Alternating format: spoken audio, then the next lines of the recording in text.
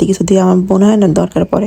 তো এখানে আছে পেঁয়াজ একটু আমি ভাজতে দিলাম ওই তেলের ভিতরে, আর এর হাতে আমি রান্না করব তার জন্য এখানে যে পেঁয়াজটা একটু ভাজার অপেক্ষা করতেছিলাম। আর এদিকে মা চাল মেপে দিচ্ছিল, যেহেতু আমরা একটু বেশি রান্না করব, মানে একটু 1 কেজি প্যাকেটের তার যাতে আবার অর্ধেক প্যাকেট মানে কয় পাওয়া যেন মা এটা দিল, আর 1.5 কেজি মাংসের সাথে 1.5 কেজি চাল এভাবে হিসাব করে দিচ্ছে আর কি। তো ওইটা মা পোয়া দিয়ে মেপে দিচ্ছিল। আর এদিকে আমি হচ্ছে মাংসটা ওই যে দিয়ে দিলাম, মানে মেরিনেট করা মাংসটা এখানে দিয়ে দিলাম। ব্যাস এই তো আমার সারাদিন আছে কাজ। আমি আমার যেদিনকে রান্না করার প্ল্যানিং থাকে সেদিনকে আমি আমার ছেলেটাকে তাড়াতাড়ি ঘুম থেকে 1 ঘন্টা ঘুম দিয়ে ওকে উঠাই দিই। এই রান্নার ফাঁকে টক দুইটা দিলাম। আর এদিকে এরা দুজন বই খাতা নিয়ে, আমার ছেলেটা পড়ার বেশ মনোযোগী হয়েছে মাশাল্লাহ।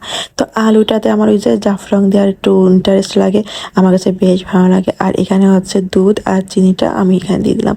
আসলে বিরিয়ানি বাসায় বানায় খাইয়ে যে একটা শান্তি, আর এটা কিন্তু বাইরে মানে এরা যখন খায় তো এরাদের সুনামেই আমি মুগ্ধ হয়ে যাই, মানে এত